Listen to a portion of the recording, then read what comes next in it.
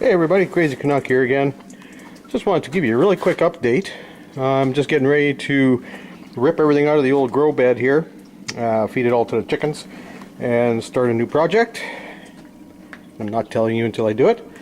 And I just decided, after ignoring this thing for a long time, that I would bricks test everything again. Well, turns out that the lettuce on this side, which was under the T5 high outputs, did increase in bricks. It is now 5 bricks instead of, I believe it was 3 the last time. You'd have to go back in the video and check.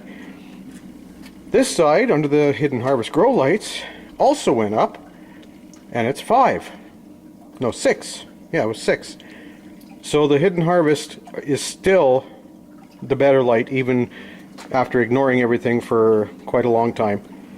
So, still crappy, but the Hidden Harvest is obviously the winner and has stayed the winner.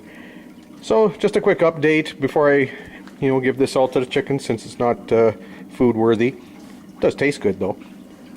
And I'll be prepping this bed for a new project. Stay tuned. So, like if you like, subscribe if you haven't, and we'll see you soon.